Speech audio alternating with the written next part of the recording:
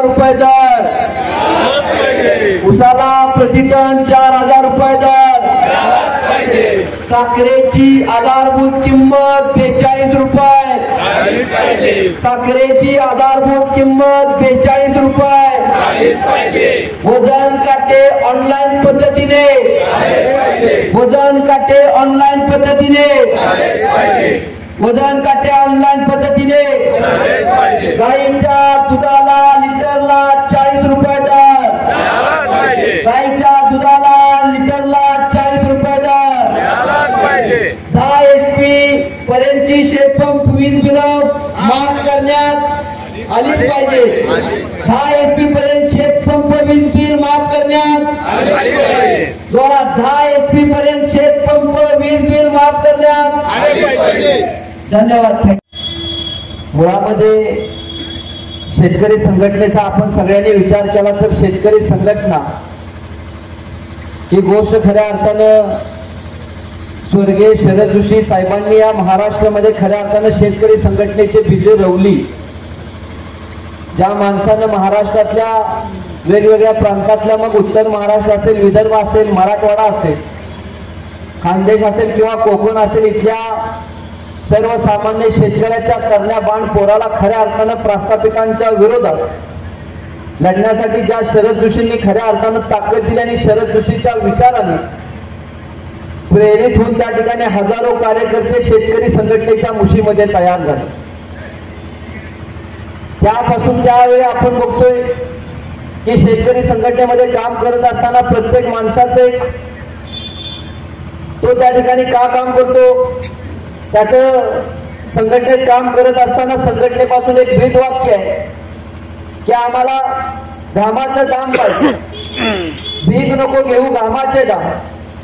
म्हणजे आम्हाला तुम्ही त्या ठिकाणी आमच्या शेतमालाला तोडका भाव देऊ नका, शेत मालाला खऱ्या अर्थानं त्या ठिकाणी तुम्ही अजिबात किंमत नसल्यासारखं काम कुठलंही सरकार आलं तर त्या ठिकाणी ते करत असतं.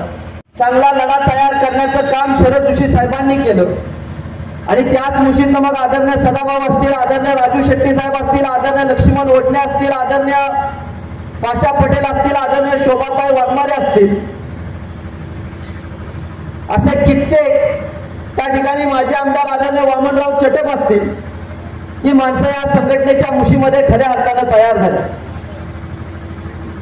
आपला तसा हा पश्चिम महाराष्ट्राचा भाग, त्या पश्चिम महाराष्ट्रामध्ये आपण आता बघतोय की सगळ्यात जास्त शेतीमध्ये उत्पन्न बघितलं तर आपण ऊस या पिकाचा आहे. गेली कित्येक वर्ष त्या ठिकाणी चळवळीच्या माध्यमातून आपला सगळ्यांचा लढा चालू. आता मी सचिन भाऊला म्हटलो की सचिन भाऊ तुम्हाला लय मानलं पाहिजे, ते तुम्हाला म्हणले की माणसं कमी आहेत. अजिबात असं म्हणू नका, माणसं येणं लय अवघड आहे. इलेक्शनचं आपण सगळ्यांनी बघितलंय, गाडीची सोय आहे, मटणाची सोय आहे, दारूची सोय आहे, तवा माणसं गाडीत त्यांना करून कोंबायला लागतात. सगळं देऊन पण मटण जेवण दारू सगळं देऊन तरी माणसं म्हणतात बघतो विचार करतो याचं काम आहे, तिथं तरी फुकट तुम्ही बोबलत बसायचं लय अवघड आहे. सगळ्यात कठीण काम आहे की शेतकरी संघटनेमध्ये किंवा कुठल्याही चळवळीमध्ये त्या ठिकाणी डोकी वाढवणं, माणसं तयार करणं. कारण 2013चा आपल्या सगळ्यांना इतिहास आहे, सगळ्यांना तो इतिहास माहित आहे की या प्रस्थापितांनी खऱ्या अर्थानं गोळ्या घालून आपली 2 टन्नी बाण शेतकऱ्यांची पोरं मारून टाकली. त्यावेळी काँग्रेस आणि राष्ट्रवादीचं सरकार होतं. इंदापूरला आपल्या पुंडलिक कोकाटेला आणि या ठिकाणी आपल्या आष्ट्याला, सांगलीच्या चंद्रकांत नलावडेला 15 फुटावरून पोलिसांनी गोळ्या घातल्या. तेव्हा ऊसाचा भाव 1400चा 2200च्या घरामध्ये खऱ्या अर्थानं त्यावेळी गेला. पण त्यासाठी आपल्या 2 टन्न्या बाण पोराला लक्षात ठेवा जीव द्यावा लागला. आज काय अवस्था असेल त्यांच्या घरातल्यांची. आपण संघटनेच्या माध्यमातून त्यावेळी त्यांच्या प्रपंचाच्या हाकेसाठी, गाड्यासाठी थोडीफार आर्थिक मदत केली. पण त्यात तो गेलेला माणूस परत येणार आहे का? ज्याचं आयुष्य गेलं त्याचं काय? आज चळवळी सचिन भाऊ म्हणजे आम्ही एकत्र काम करतोय. माझ्यावरती सुद्धा 13-14 गुन्हे आहेत, त्यांच्यावरती 8-10 गुन्हे आहेत. आम्हाला सांगलीला मला कोर्टात जावं लागतंय, इस्लामपूरला जावं लागतंय, पुण्याला अनेक आंदोलन मोठं आपण साखर आयुक्त कार्यालयावर केलं, फोडलं सचिन भाऊ, त्या तारखेला जावं लागतंय, कोल्हापूरला 2-3 तारखा आहेत तिकडे जावं लागतंय. कुठल्याही संघटनेचा, शेतकरी संघटनेमध्ये कुठल्याही संघटनेचा असेल पण तो बिल्ला खऱ्या अर्थानं तुझ्या बापाच्या कामाचा आणि कष्टाचा बिल्ला, हा बिल्ला प्रतिनिधित्व करतोय तुझ्या बापाच्या कामाचं, हा बिल्ला खऱ्या अर्थानं प्रतिनिधित्व करतोय ज्या शेतकऱ्यांनी चळवळीमध्ये स्वतःचा जीव दिला. शरद ऋषींनी ज्यावेळी छातीला बिल्ला लावला त्या बिल्ल्याचा कलर लाल का ठेवला? कारण बिल्ल्याचा कलर लाल ह्यासाठी ठेवला की या महाराष्ट्रामध्ये 1984ला मोठं कांद्याचं आंदोलन झालं, उत्तर महाराष्ट्रामध्ये नाशिकला या आंदोलनामध्ये सुद्धा गोळीबार झाला आणि त्या ठिकाणी लक्षात ठेवा जवळपास 8 ते 10 माणसांना आपला जीव द्यावा लागला. जेव्हा शरद ऋषींनी ठरवलं की माझ्या संघटनेचा एक बिल्ला असणार आणि त्या बिल्ल्याचा कलर मला लाल ठेवायचा आहे कारण माणसाचं रक्त लाल आहे, आणि त्या ठिकाणी त्यावेळी त्यांनी ठरवलं की हा बिल्ला जेव्हा माझा शेतकरी त्याच्या छातीला लावेल त्यावेळी खऱ्या अर्थानं समाजामध्ये तो स्वाभिमानाने फिरेल. पण आज बिल्ले लावणारी माणसं तुम्हाला दिसणार नाही, पक्षाचं बँड हातात लावतील पण बिल्ला लावणार नाही. ते म्हणतात बिल्ला लावून काय मिळणार आहे, कशासाठी लावायचा? आज बघा सगळ्या वक्त्यांनी सांगितलं, सचिन भाऊनी पण उसाचा चांगला हिशोब सांगितला. त्या निवडणुकीच्या माध्यमातून सचिन भाऊ शेतकऱ्यांनी तसं बऱ्यापैकी लोकांचं आंदोलनामध्ये सगळ्यांना माहिती आता याला अवघड आहे. आता तुम्ही म्हणता उद्या गावात जाऊन ऊस अडवा, मला एक डोक्यात मग असा प्रश्न पडला, आम्ही वाढव्यात पण आता असं करायला गेलो तर काय न पुढे येणार, म्हणणार आमचं फुकट जाऊ दे, गडी घासून निवडून आला आमच्या इथला, त्यामुळे त्याचं गडी आता लई तावून आहेत आमच्यावरती. आम्ही आंदोलन करायला गेलो की म्हणणार माझा फुकट गेला तरी मला काय घंटा फरक पडत नाही, आम्ही ऊस घालवणार आहे. तू कोण अडवणारा? मला 200 रुपये मिळू द्यात टाकाला, तू अडवणाराच कोण? फक्त त्यांचं मेन प्याज बरं का, बाकी त्यांच्या मागचं म्हणणार अडवा. पण आम्हाला तुम्ही मगाशी काका म्हणले तसं अडवा, आम्ही मार खातो आणि तुम्ही पैसे घ्या. ते किती वर्ष चालवायचं, किती दिवस हा धंदा करायचा? कारण आम्ही आता त्या ठिकाणी इलेक्शनला सगळे गावागावात हा मुद्दा मांडला, कारण आमची लढाई साखर सम्राटाच्या विरोधात होती. वाळवा तालुक्यातला आमचा साखर सम्राट त्या ठिकाणी दर ठरवतो, त्याचीच मग चांगला आजूबाजूच्या गाड्यांना होती आणि मग ते दर कसा बोलायला लागतात. खरं सांगतो तुम्हाला सचिन भाऊ, त्यावेळी जयंत पाटील साहेबांनी 3200 केलाय, मग आता सगळी त्या 3200 फिरतात नाही बघा, इकडं तिकडं इकडं तिकडं. म्हणून आम्ही बरोबर ह्यावेळी कैचीत घावल्याला पण गडी सुटला. तुम्हाला मी करेक्ट सांगतो, आम्ही भाषणात सांगितलं काय चुकीचं आहे आमचं, काय चुकीचं आम्ही म्हणलो. आजपर्यंत अजितदादाला आम्ही अजिबात मानत नव्हतो. अजितदादांना आपण, कारण की आपल्या विरोधातलेच हो, आम्ही म्हणायचं की त्याच्या आईला अजितदादा गड्डीवतोय माणसाची, ह्यासनी काही शेतकऱ्यांचं प्रेम नाही काय नाही, अशीच आहे रिअल मुल्या 2 मिनिटं. पण अजितदादा आले इस्लामपूरला आणि तिथं तिने सभा केली. त्या सभेत सगळ्याच्या डोक्यात एकदम चकित झाला जाग. दादा भाषणात म्हणले की आमच्या तिकडे ऊसाची रिकव्हरी आहे म्हणले 11, मी दर दिलाय मागच्या वर्षी 3700 रुपये. बघा तुमच्याकडे कडवत येतं 3100, टनाला हाणतोय 500 600 आणि आपण हलग्या लावत आणतोय गावात टाण टाण टाण. व्हिडिओ आमचे राहिलेली ठोक. आता मला त्यावेळी कळालं अजितदादा खरंच राव कामाचा माणूस आहे. सगळे म्हणायचे काय अजितदादाच्या संपर्कात आल्याशिवाय घडी कळत नाही. पण अजितदादांना भाषण केलं, मी क्षणात प्रेमात पडून म्हणलो याला कसा पण असेल पण शेतकऱ्याला का 3700 दर दिलाय. मग त्यांनी हिशोब केला बघा, म्हणजे परत मी म्हणजे 7 ते 8 किलो साखऱ्या नाहीतर 13-14 किलो साखऱ्या तुमच्याकडे जादा होतोय. म्हणजे सचिन भाऊ मगाशी म्हणले तसं आपण म्हटला आकडा 10 किलो जरी धरला तरी साखरेचा तुम्ही म्हणला तसा जर 40 जरी तुम्ही 42 म्हणताय तरी विचार करा 40 गुणिले 10 किलो झालं 400. दादा म्हणले ह्यो जर गॅप माझ्याकडे असतात तर मी 3700 अधिक 400 4100 दिला असतो. म्हणजे त्यांना आपलं टनाला आधी हाणलं 600 आणि साखरेचा हिशोब केला तर 400 600 अधिक 400 झालं किती हो 1000 कडवं हाणत होतं टनाला 1000. आम्ही एका शेतकऱ्याला सांगितलं बाबा तुझा ऊस किती आहे, तेव्हा म्हणला माझा 70 टन जातोय. म्हटलं तुझे वर्षाला 70,000 ना हंत या 5 वर्षाचं 7-5 35 3.5 लाख रुपये ना हंतोय. आणि आपण म्हणतोय काय घेताय हो दावा हलक्या ह्याच्यासाठी कशाला आमच्या हंगल्या म्हणून 3.5 लाखानं एका एकरवाल्याचं 70 टनाचा अवरेज असेल तर. पण समजा एखाद्याचं 4-5 एकर रान आहे त्याचा 350-400 टन ऊस जातोय. त्याला म्हणलं तुझं वर्षाला हंते 4 लाख 5 वर्षाचं झालं 20 लाख. त्यांना जाऊन बायकोला आता काहीतरी करू नको म्हणजे झालं. अहो एखाद्याचं म्हणलं डोकं आऊट व्हायचं. आणि ही अशी भिण्याची जर्मनांची एकाचं गाळं पाय 10 लाख टन. किती आहे वर्षाचं 10 लाख टन. इथलं मला कुठलं बोलायचं नाही पण आमच्याकडे तर सांगतो 20 लाख टन गाळं पाय 4-5 युनिट आहेत एका. किती गाळं पाय आता तुम्हीच करा. 20 लाख टन गुणुले 1000 डोक्यात चक्की जाळ होईल आपल्याला. काढा कॅल्क्युलेटर बघा. खरंच कळायचं नाही 20 लाखावर किती आकडे ते ठी कळायचं नाही काय. 20 लाख टन गुणुले जर तुम्ही 1000 केलं झालं 200 कोटी. किती 200 5 वर्षाचं 1000 कोटी. मग या कडवेसनी काय प्रॉब्लेम आहे इलेक्शनला आपल्या तोंडावर फेकायला 50-60 कोटीच्या आतलं तरी 9.5 कोटी ह्यांच्या जाईल. कधी कधी याच्या आईला ही जात स्वर्गात जाते का कुठं मला काय का स्वर्गात तिथं बघून आले तर काय मला पण कळलं नाही एवढं पैसे ठेवून काय काय करायचं सांगा की माणसांचं पैसे माणसांना दिलं पाहिजे तरी तुम्हाला प्रॉफिट आहे तरी नफा आहे. सर्वसामान्य माणसाचं पैसे तुम्ही घेऊन तुम्हाला मिळतं. कसलं मानसिक सुख राहायला एकच बंगला पाहिजे फिरायला गाडीच पाहिजे व्यवस्थित लग्न करून बायको पाहिजे संसार चांगला पाहिजे घर पाहिजे घरात सगळं आलिशान पाहिजे त्याच्या आईला सगळं येतं. तरी सुद्धा आमचं किती रुपये एखाद्याचं गाडं 40 विचार करा एखाद्याचं गाडं 4-5 लाख टन होत असेल तरी तो सुद्धा सर्वसाधारणपणे वर्षाला आपलं कमीत कमी 100 कोटी हंतोय.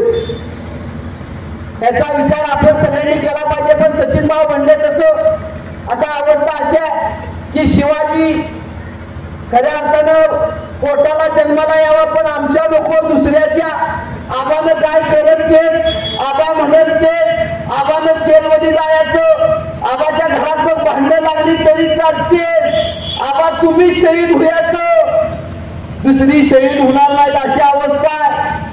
आणि म्हणून खऱ्या अर्थानं निवडणुकीच्या माध्यमातून आंबेडकरांनी आपल्याला तो अधिकार दिला आणि त्याचा चांगला वापर करून प्रस्थापितांना आपण घरात या ठिकाणी 100% लक्षात ठेवा बसवलंय.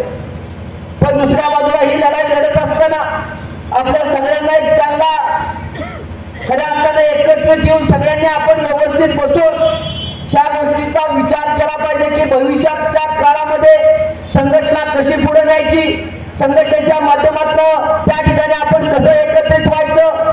जसं सचिन भाऊ म्हणले त्या अर्थी खरा की छत्रपती शिवाजी महाराजांनी या स्वराज्याची मोहतमेट लावत असताना पाहिजे की ओळखलं पाहिजे आपल्यासाठी दिवसपणे रात्रपणे झटणारी माणसं कोण आहेत राबणारी माणसं कोण आहेत आपल्यासाठी खऱ्या अर्थानं आपल्यासाठी वेळ देणारी माणसं कोण आहेत. त्यामुळे मी आदरणीय सचिन भाऊंचं कौतुक करतो की त्यांनी या ठिकाणी एवढी मोठी फौज आज गोळा केलेली आहे. कारण मी आज भाऊंचा मुलगा आहे म्हणजे एका माजी मंत्र्याचा मुलगा आहे स्टँडिंग आमदाराचा मुलगा आहे. मी आवाज दिला की 10,000 येतात पण त्याला कारण पद असल्यामुळे काम प्रचंड केले. अजून सांगू शकतोय एखाद्या गल्लीत गेलो गावात भेटलो त्यांना म्हणतोय त्या गल्लीला 10 लाख रुपये देतो पण आमच्या कार्यक्रमाला सगळे या. ती गाड्यात भरून येतात पर्याय नसतो. एखाद्या गावात बैठक देतो मी सांगतो तुम्हाला पानंद रस्त्याला 20 लाख रुपये भाऊच्या माध्यमातून देतो पण आमचा कार्यक्रम असला की फोन करतो तुमचा पानंद केलाय आता ती सगळे 15-20 जण या लगेच येतात. तेव्हा ती माणसं 10-10 हजारानं गोळा होतात. तुमच्याकडे काय आहे हो फक्त एकच आहे की तुमच्यात असणारा प्रामाणिकपणा तुमचा लढा की जो लढा सर्वसामान्यांसाठी आहे. रेल्वेच्या प्रश्नापासून मी त्या माणसाला ओळखतोय. आज मी त्यांच्या घरामध्ये जवळपास 7 ते 8 वेळा गेलोय. मला त्यांच्या घरातली परिस्थिती माहित आहे.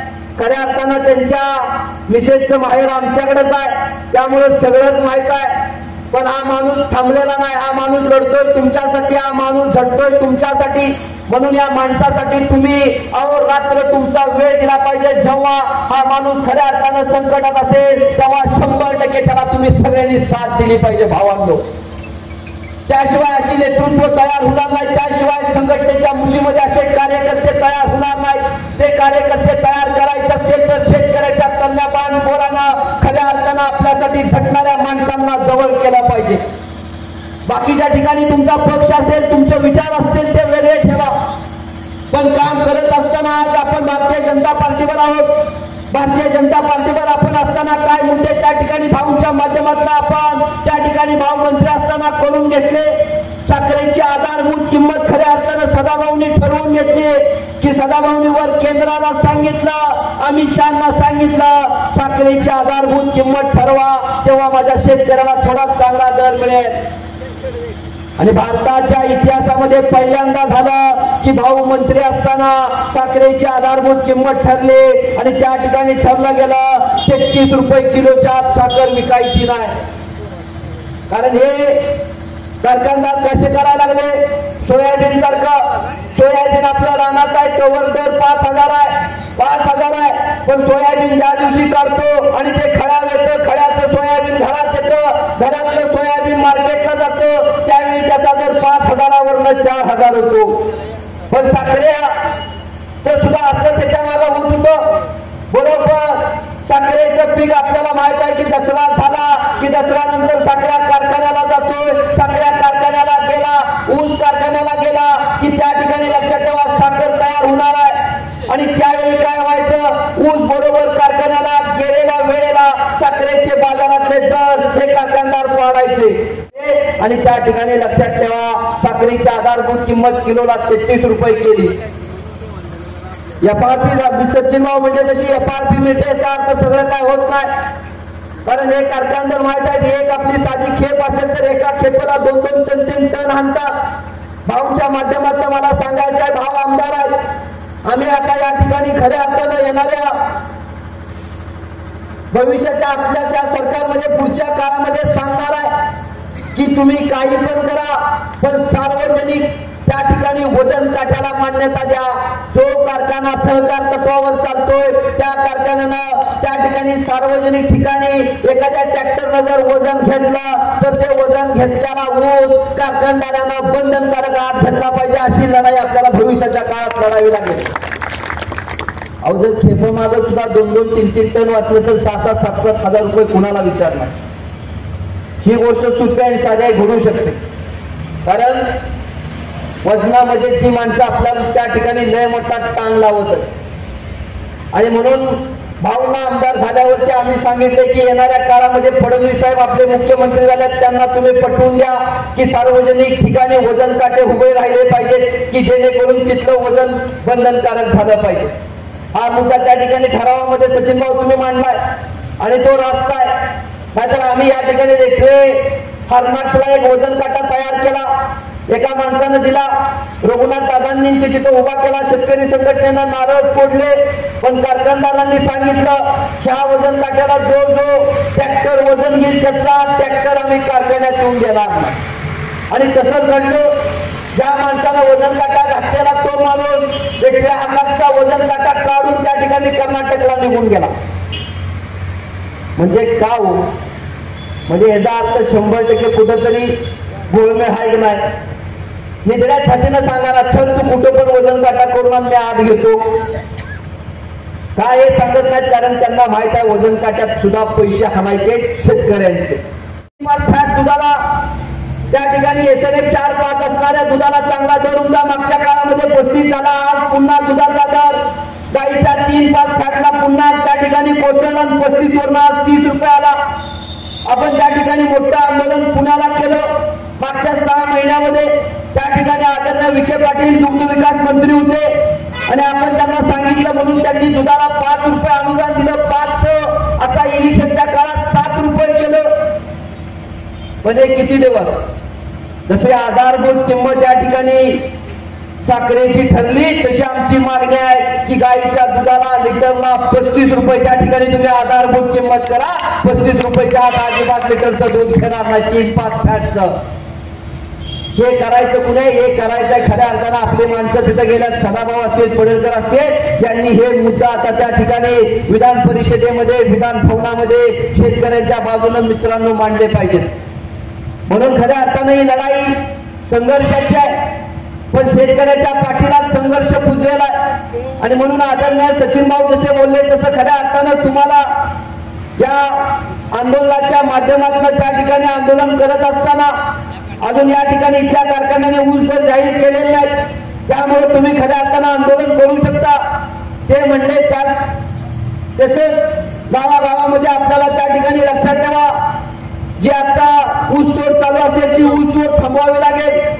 त्यामुळे खऱ्या अर्थानं कारखानदार मग चर्चेला बोलवतील, चर्चा होईल, चर्चेच्या माध्यमातून आपल्याला दर मिळेल.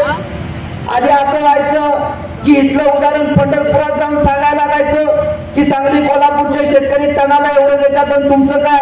आज झालं उलट, तिकडचं उदाहरण इकडं द्यायला लागतंय. सचिन भाऊ, अहो अभिजित पाटील पंढरपूरचे आता आमदार झाले, तिने 36 जाहीर केलाय. काय आहे तिकडे रिकव्हरी? हो 10.5 रिकव्हरी आहे. 10.5 रिकव्हरी वाल्याला जर त्या ठिकाणी 115 किलो साखऱ्या तयार होऊन, जर 105 किलो साखऱ्या टनाला तयार होऊन जर त्या माणसाला 3600-3500 परवडतोय, तर आपल्याकडे तरी ह्या बेण्यांना का परवडत नाही? जरा विचार करा. म्हणून येणाऱ्या काळामध्ये खरंच प्रत्येकाचा सचिनभाऊ एक काळ असतो, त्याच्यामध्ये आता आपल्याला उडी घ्यावी लागेल. एक काळ होता त्या नेत्यांनी त्या वेळेनुसार उडी घेतली. त्यांनी मागचा विचार केला नाही, ठराव तुळशीपत्र ठेवली. त्यांनी विचार केला नाही की सकाळनं घरात बाहेर पडलं तर संध्याकाळी मागं येईल काय. हे कारखानदार दिसते तेवढी सोपी नाही. कुठं तरी ठोकून गेम सुद्धा करू शकतात. खरं सांगतोय मी तुम्हाला, कारण या निवडणुकीमध्ये मला काय वाईट अनुभव आले ते मला पर्सनली माहिती. जो तो माणूस या ठिकाणी एक नाही दिवस स्मशान भूमीमध्ये जाणार आहे, पण मरताना सुद्धा स्वाभिमानानं आणि शेतकऱ्यांसाठी लढला म्हणून त्या ठिकाणी जीव गेला तर भेटणार, पण आम्ही मागे सरणार नाही.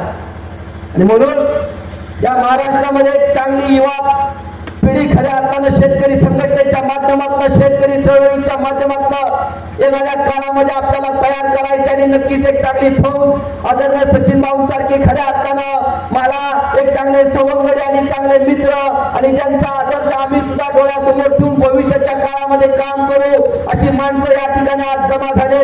एवढंच तुम्हाला या ठिकाणी कळकळीची विनंती करतो की आबासारख्या एका साध्या माणसाला, आबासारख्या एका खऱ्या अर्थानं सर्वसामान्यांसाठी लढणाऱ्या माणसाला तुम्ही येणाऱ्या काळामध्ये भावानं ताकद द्या.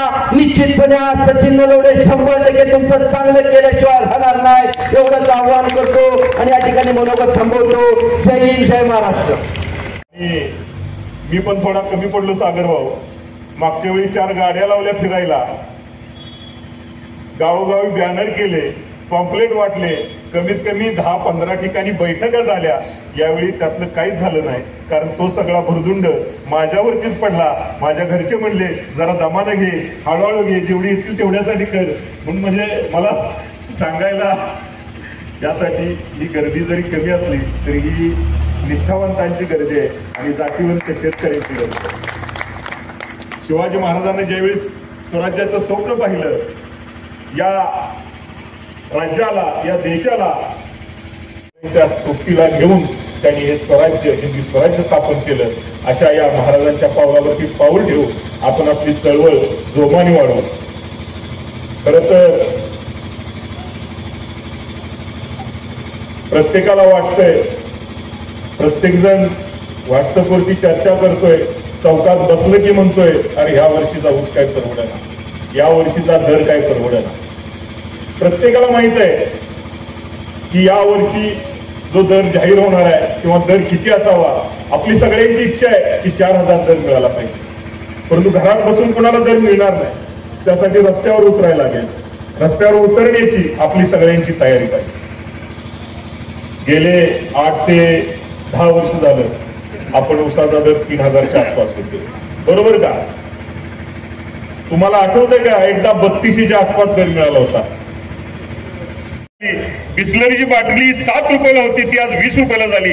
आणि माझ्या बापानं माझ्या आई माय माऊलीनं रानात कष्ट करून जो ऊस पिकवला त्याचा दर मात्र 3200 वरून 3000 रुपये आला. जगात कुठली अशी वस्तू आहे की ज्याचा 8-10 वर्षामध्ये दर कमी होतो? फक्त एकच वस्तू आहे, शेतकऱ्याने जी उत्पादन केलेली वस्तू आहे त्या वस्तूला मात्र कधीही भाव मिळाला नाही, त्याचा दर कधीही तुमच्या हातात राहिला नाही. तो दर कोणीतरी दुसऱ्याने ठरवायचं आणि तुम्ही गप गुमान घ्यायचं. त्याला कारणही भावानं आपणच आहे. त्याला कारण दुसरं कोणी नाही, त्याला आपणच जबाबदार आहे. आज अंगणवाडी सेविकांनी ज्यावेळी संप केला, गेले 8-10 वर्ष त्या संप करत होत्या, ज्यांचं पेमेंट 3000 रुपये होतं, आज त्या महिलांचं माझ्या बंधू भगिनीचं पेमेंट 15000 रुपये झालं. ज्यावेळी या एसटी चालकांनी संप केला, त्यांना परवडत नव्हता तो पगार. 2 वर्ष आपण त्याचा संप बघत होतो. आमचे नेते सदाभाऊ खोत साहेब असतील, गोपीचंद पडळकर साहेब असतील, त्यांनी त्या संपाला पाठिंबा दिला आणि 2 महिने त्यांनी ज्यावेळी तो संप घडवून आणला, एसटी बंद केल्या, त्यावेळी त्यांचा पगार प्रत्येक महिन्याला 5000 ते 10000 वाढला. हे कशाचं फळ आहे? हे एकीचं फळ आहे. त्या सर्वांनी एकी केली म्हणून त्यांचा पगार वाढले. आणि आम्ही मात्र शेतकरी, मी ह्याचा, मी त्याचा, मी ह्याच्याबरोबर, मी त्याच्याबरोबर, आमचं दुमत नाही. तुम्ही कोणत्याही पक्षाचा असा, कोणत्याही जातीचा असा, कोणत्याही पक्षाचा असा, पण ज्यावेळी शेतकऱ्यावर वेळ येईल, ज्यावेळी आपल्या हक्काची लढाई असेल, त्यावेळी मात्र शेतकरी जात म्हणून आपण पुढे उभं राहिलं पाहिजे. तरच आपणाला न्याय मिळेल. आज सागर भाऊ, FRP, आता मी ऊस नियंत्रण मंडळावर आहे. FRPचा कायदा झाला त्यावेळी खरंच वाटलं की बरं झालं FRPचा कायदा झाला, कमीत कमी शेतकऱ्यांना एवढा तरी भाव मिळेल. FRPच्या कायद्यामुळे शेतकऱ्यांना इकडे भाव वाढतोय. यावेळी 340 रुपये FRP वाढली गेली. पण त्याच वेळी साखर संघामध्ये एक बैठक झाली. या बैठकीचे अध्यक्ष माननीय शरद पवार साहेब होते. तुम्हाला आठवते का बघा, 5 जानेवारी 2024ला साखर संघामध्ये बैठक झाली आणि तोडणी वाहतूकदारांनी जो संप केलेला होता की आम्हाला तोडणी वाढवून मिळावी, तिथं त्यांना प्रतिटन 94 रुपये तोडणी वाढवून मिळाली. म्हणजे एका बाजूला तोडणीदारासाठी बैठक घेणारे नेते शेतकऱ्यांचाही FRP वाढवावी म्हणून कधीही बैठक घेत नाही. 94 रुपये टनाला तोडणी वाढल्यामुळे तुमची जी FRP वाढली त्यातून 94 रुपये कमी झाले. मग जिथं तुम्हाला आता 3400 रुपये FRP मिळाली असती, तिथं तुम्हाला 3300 रुपये FRP मिळणार आहे. FRPचा कायदा जुना झालेला आहे. FRP मुळे शेतकऱ्यांना फक्त किमान भाव द्यावा असा कायदा आहे. म्हणजे कमीत कमी तेवढे पैसे मिळावे. आज साखर कारखानदार सुद्धा FRPच्या पाठीमागे लढत आहेत. आमच्या कारखान्याची FRP एवढी निघत आहे, आम्ही एवढेच पैसे देणार. अरे बाकीचे पैसे जाणार कुठे? आज साधारण साखर जर तुम्ही बाजारामध्ये गेला, किती रुपये माहित आहे? दुकानात आपणाला शेअरची साखर मिळते, त्यामुळे आपण काही दुकानात जातच नाही. पण कमीत कमी मला वाटते 42 रुपये साखर आज दुकानात मिळते, बरोबर ना? म्हणजे कमीत कमी 38 रुपयेनं साखर टेंडरनं बाहेर निघाल्याशिवाय तेवढी साखर विकली जात नाही. म्हणजे 1 टन जर ऊस गाळला तर कमीत कमी 125 किलो साखर मिळते. म्हणजे जर 125 किलो साखरेचा जर हिशोब आपण काढला 1 टनापासून मिळणाऱ्या, तर 3600 हे 100 किलोचे झाले. वरच्या 25 किलोचे 900 रुपये होतात. 3600 अधिक 900 झाले किती? 4500 रुपये. 1200 रुपये इतर जे उपपदार्थ आहेत साखरेपासून तयार होणारे, मळे असेल, बग्यास असेल, किंवा आपणाला आता जे स्प्रेसमड आहे, तुमचं इथेनॉल आहे, अल्कोहोल आहे, या सगळ्याचे मिळून टनाला 1200 रुपये होतात. पहिले साखरेचे फक्त किती झाले? 4500 आणि हे 1200 किती झाले? 5700. त्यातनं तोडणी वाहतूक वजा करा 800 रुपये. किती रुपये झाले? किती रुपये झाले?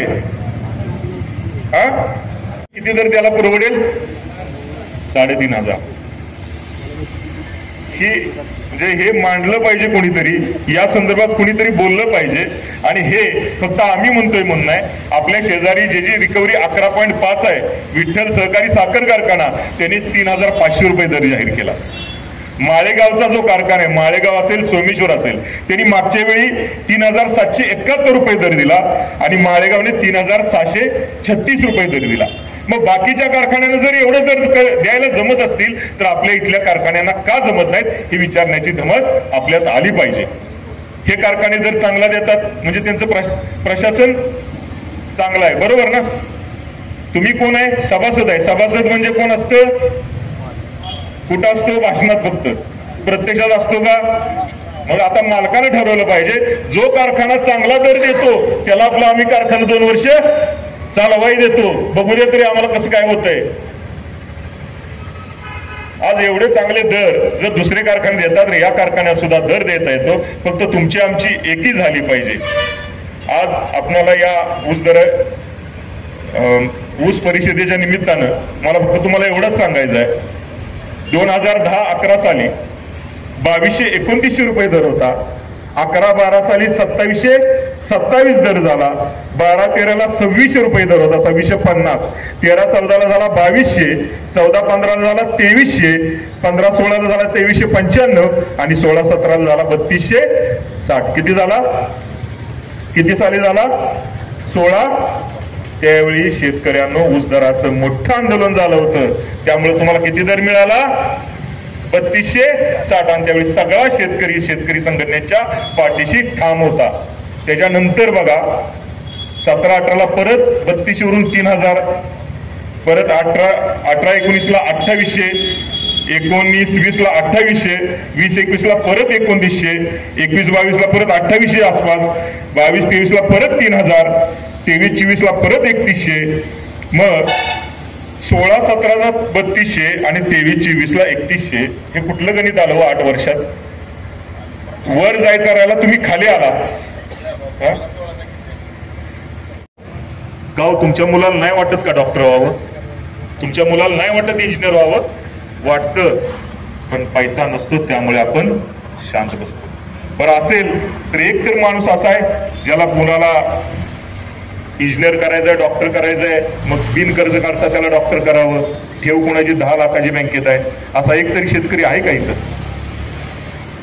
मग कुठंतरी शेतीला, आपल्या ऊसाला, आपल्या शेतमालाला हमीभाव मिळवायचा असेल तर गरज आहे तुमच्या आमच्या एकीची. आम्ही आमच्या परीनं 2 असू, 4 असू, 10 असू, त्या माणसासाठी मी शेवटपर्यंत लढतो. माझी संघटना त्याला न्याय देण्याची शेवटपर्यंत लढते. म्हणून तुमच्या ताकदीवरती रयत क्रांती संघटना इथून पुढे सुद्धा आंदोलनाचा पवित्रा घेणार आहे. आपल्याला दर किती मिळवायचा आहे सागरभाऊ सांगतील. सागरभाऊ तुम्ही बोला किती घ्यायचा. तुम्हाला वाटतं किती यावर्षी दर मिळावा? रस्त्यावर उतरायची तयारी आहे का? जे काही इथं आदेश मिळेल बाबा त्या पद्धतीने आंदोलन करण्याची तयारी आहे का? तुमच्या सर्वांच्या पाठिंब्याने नक्की यावर्षी आपण 4000 साठी आंदोलन करू. ते आंदोलन आम्ही एकटं करणार नाही. तुम्ही एक काम करा, प्रत्येकानं आपापल्या गावात उद्यापासून जोपर्यंत दर जाहीर होत नाही तोडबंद आंदोलन चालतंय का? तोडी बंद करणार का? करणार का तुम लढो हम कपडे सांभाळते. 10 गुन्हे झाला तर ह्या वर्षी आणखी 2 चालू केली. जामीन पण मिळत नाही परत आम्हाला. तोडबंद आंदोलन करणार का? तुम्हाला आता आम्ही लढणार नाही, आता आम्हाला शेतकऱ्यांना लढलेलं बघायचंय. त्यामुळे ज्याला ज्याला वाटतंय की दर चांगला मिळावा त्यानं आपल्या गावामध्ये तोडबंद आंदोलन करावं. आणि हेच यावर्षीचं आंदोलन असणार नाही. कुठेही कुणी रस्त्यावर यायची उतरायचं नाही. कुणीही कुणाच्या अंगावर केसेस घालून घेऊ नका. तुम्ही सगळ्यांनी आपापल्या गावात तोडबंद आंदोलन करावं. हेच यावेळीचं आंदोलन आहे. आणि तुम्ही ज्यावेळी आंदोलन करशील त्यावेळी आम्ही तिथं भांडायला नक्की तयार आहे. एवढंच बोलतो आणि थांबतो. जय हिंद, जय महाराष्ट्र. महाराष्ट्र रयत संघटनेचे अध्यक्ष सचिन नलवडे, व्यासपीठावर असणारे प्रकाश पाटील आणि सर्वच जण या व्यासपीठावर येणारे प्रत्येक गावातून प्रमुख मंडळी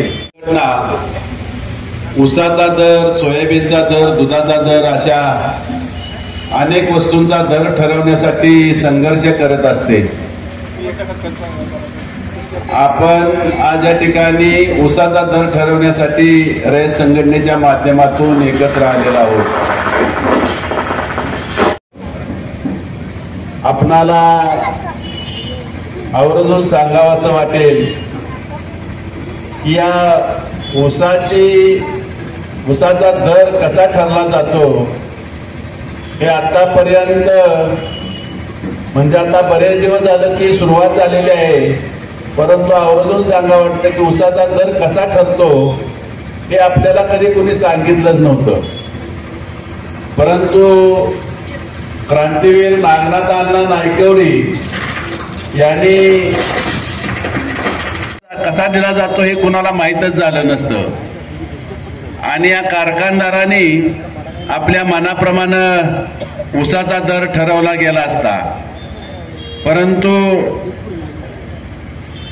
शेतकरी संघटनाने असा आवाज उठवला की कारखानदारांना धडकी भरवली आणि मला चांगलं माहित आहे की शेतकरी संघटनाने आवाज उठवण्याच्या अगोदर कारखानदारांनी 700च्या वर कधी दर दिला नव्हता.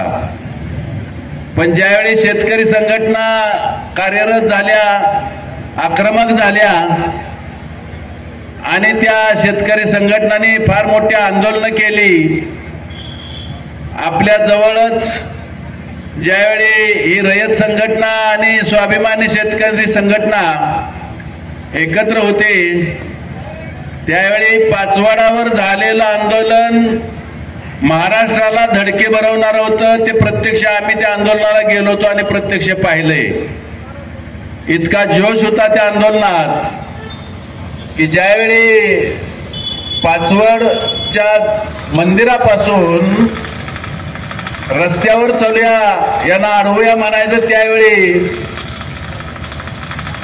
सैनिक जसा छत्रपती शिवरायांच्या छावणीत एखाद्या कार्यक्रमाला जाऊन तलवाऱ्याच्या उंच करून म्हणतात चला चला आता, तसे सगळे शेतकरी हात उंचावून म्हणत होते की उद्या कशाला भाऊ आताच चला, असे इतका आक्रमक भूमिका त्यावेळी शेतकऱ्यांनी घेतली होती.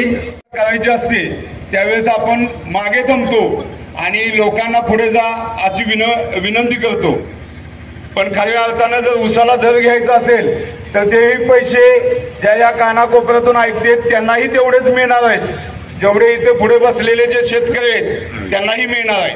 त्यामुळे ही चळवळ आहे आणि चळवळ जिवंत ठेवायची असेल तर लोकांनी त्याच्यामध्ये आपला सहभाग नोंदवावा लागतो, तरच आपण ही चळवळ यशस्वीरित्या आपण नेऊ शकतो. तुम्ही सचिन नलवडेंना गेले अनेक वर्ष बघताय, हा सातत्यानं कराड तालुक्यातील शेतकऱ्यांना इथल्या ऊस परिषदेच्या माध्यमातून उठाव करून गावोगावी जाऊन आपल्याला कसं ऊसाला दर जास्त भाव मिळेल म्हणून धडपडणारा एक सर्वसामान्याचं बोलग, ज्यात या ऊस परिषदेच्या माध्यमातून आज सातारा जिल्ह्यामध्ये एक ठेणगी पेटवतंय. त्याच्या पाठीशी कुठलीही राजकीय भूमिका न घेता किंवा कुठल्याही राजकीय नेत्याची भूमिका न घेता आपण एक आपल्या मायबाप शेतकऱ्यासाठी आपण त्याच्या पाठीशी राहिलं पाहिजे. ही भूमिका इथल्या सर्वसामान्य शेतकऱ्यांनी हाती घेतली पाहिजे. तर आणि तरच गेले अनेक वर्ष झालं जे आपल्या भागाला ऊसाच्या राजकारणाच्या नावाखाली वेठीस धरलं जातं ते कुठंतरी थांबेल. आणि ज्या ज्या बांधवांना आजपर्यंत मीही बाजूने बघत असतो की ज्या ज्या बांधवांना वाटतं की ऊसाला असं बैठका घेऊन किंवा उचल घेऊन ऊसाला न्याय बोलून ऊसाला न्याय मिळतो का आणि पैसे मिळतात का, तर त्या बांधवांना मला सांगायचं आहे, गेले अनेक वर्ष झालं आपल्याला या प्रस्थापित साखर धंद्यानं आपल्याला एक गोष्ट शिकवली. पहिले ऊसाचं बिल मिळालं की गप बसायचं, त्याच्यानंतर किती मिळतंय हे बघायचं नाही. आणि हे खऱ्या अर्थानं सचिन नलवडेच्या माध्यमातून, रयत संघटनेच्या माध्यमातून आणि ज्या चळवळीत काम करणाऱ्या संघटना आहेत, शेतकरी संघटना आहेत, यांच्या माध्यमातून आपल्या प्रत्येकाच्या खात्यावरती पैसे वाढत गेले. आपल्याला संध्याकाळी जेवण मिळतंय का, आणि मग त्या सभा होते, मग ती बैठक होते आणि मग नेता हात वर करून सगळ्यांना हात उंचावतो.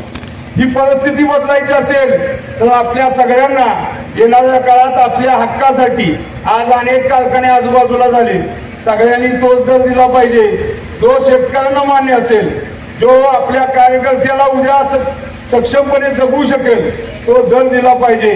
ही ऊस परिषद माझ्या अंदाजे एखाद्या कुठल्या व्यक्तीच्या किंवा एखाद्या कारखानदाराच्या विरोधात नाही, ही सामूहिक शक्ती आहे। एक जात आहे कारखानदारी, जिला अनेक लोक अनेक पक्षात बघतात, तिचं नाव आहे कारखानदारी। त्यामुळे जर ही जात मोडायची असेल तर तुमच्या माझ्यासारखे अनेक पक्षामध्ये अनेक विचारांचे असणारी लोक एका ठिकाणी आले पाहिजेत आणि त्यांनी हक्कानं सांगितलं पाहिजे, हो जसा कारखानदार स्वतःसाठी कलेक्टर ऑफिसला येत होतो तसा उद्याही माझा शेतकरी माझ्या ऊसाच्या दाण्याच्या प्रश्नावर एक होईल आणि तो मोठ्याने बोलेल की माझ्या बापाच्या कामाच्या कष्टाचं, माझ्या शेतकरी माय बापाचं पैसे मिळाले पाहिजेत आणि ते हक्काचे पैसे मिळण्यासाठी बांधवांनो येणाऱ्या काळात आपण सगळ्यांनी एकत्र यावं आणि या ऊस दर प्रश्नासाठी भांडावं।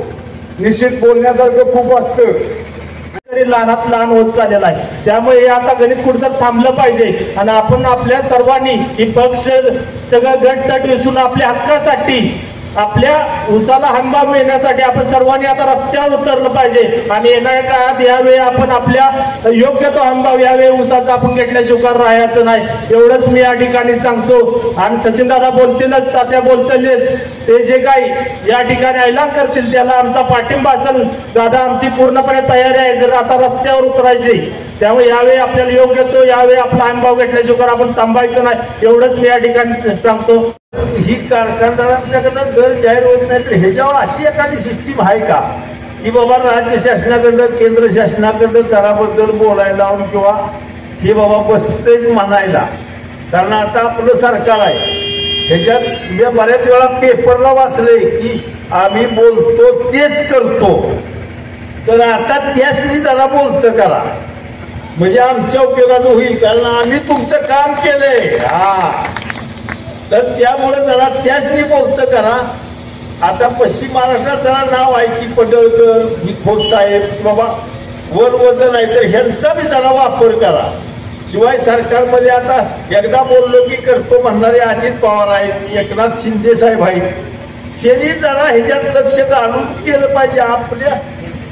आपण आता ही तीन जी आहे की देवेंद्र फडणवीस, एकनाथ शिंदे, अजितदादा ह्यांचं मी पेपरला सारखं वाचलंय की आम्ही बोलतो तेच करतो, तर आता जरा बोलतं करा आणि ह्या विषयावर काहीतरी ह्या अधिवेशनात बाबा एवढी FRP काय तुमचं जे असेल सांकेतिक भाषा ती वापरून दर जाहीर करा की बाबा एवढा कारखानदारांनी दिलाच पाहिजे, कारण कारखानदार आपल्यासारख्याला मागून देतील ही माझ्या कल्पनेच्या बाहेरच आहे, म्हणजे काय त्याला म्हणजे अर्थच नाही असं वाटतंय। त्यामुळं तुम्ही आता या आपल्याकडे आहे ती जरा पटल करायची, सदाभाऊ बोलायची, पुन्हा आमचं वर जयाभाऊ बोले आहे ती, ह्यांच्याकडनं तुम्ही लोन लावून बघा आणि अधिवेशनात ह्याच्यात सगळ्यांच्या वतीनं, सर्व बसलेल्या शेतकऱ्यांच्या वतीनं मी सर्वप्रथम मी तुमचा आभार मानतो, कारण शेतकऱ्यांना तुम्ही पहिल्यांदा इथं व्यासपीठ आम्हाला तयार करून दिले या काळात चालू। आज या कोपर्डे नगरीत या ऊस परिषदेच्या निमित्तानं सांगण्याचा असा योग येतोय, हा काय भाजीपाला आहे का? आपण शेतकऱ्याचा आजपर्यंत सर्वांनी बाजार मांडलेला आहे, भाजीपाला आज सर्वांना, सर्व शेतकऱ्यांनी आज आपण आबांचा आभार मानलं पाहिजे, कारण आज ही व्यासपीठ आहे आणि गेले आता मी तुम्हाला सांगतो, प्रगतशील शेतकरी आहे।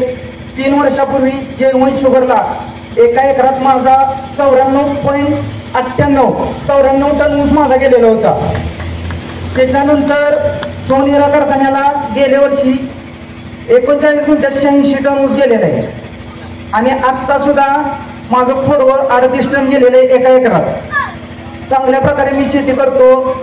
विचार करण्याच्या गोष्टी आहेत, ऊसाला दर 200 रुपयांनी वाढतो आणि DAPचं पोतं ज्यावेळी मी पहिल्यांदा शेती करत असताना टाकत होतो 700 ते 750 रुपये होतं, आज DAPचं पोतं 1800 रुपये झालेलं आहे।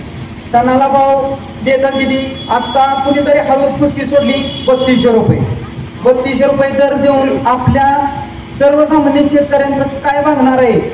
आपली मुलांचं उज्ज्वल भविष्य करण्यासाठी सचिन आव्हांची पहिली मागणी आहे 4,000 रुपये उसाला दर द्यायचा. सोमेश्वर कारखाना, पुणे जिल्ह्यातील कारखानं 350-3600 रुपयाच्या पुढे जातात. दुसरा हप्ता देतात 200 रुपये, तिसरा हप्ता 100 रुपये. आपला पहिला दिला की माणसं गारच, पुढं काही नावच नाही त्याचं. 3200वरनं 50 वर देत नाहीत कोण, किंवा आता 3200 देतात, पुढं बघूया कोण काय देतंय का. शेतकऱ्यांना समजावून सांगण्यासारखं भरपूर आहे. ऊस हे पीक शेतकरी रस्त्यावर उतरल्याशिवाय दर मिळणार नाही का तर नाही.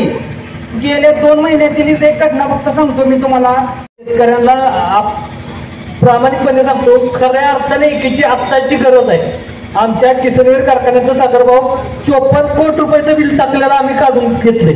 आबांच्या नेतृत्वाखाली प्रत्येक वेळेस आबांना बोल की आबा असं करायचं, आबा तसं करायचं. 54 कोटी रुपये शेतकऱ्यांनी एकत्र येऊन काढून घेतले.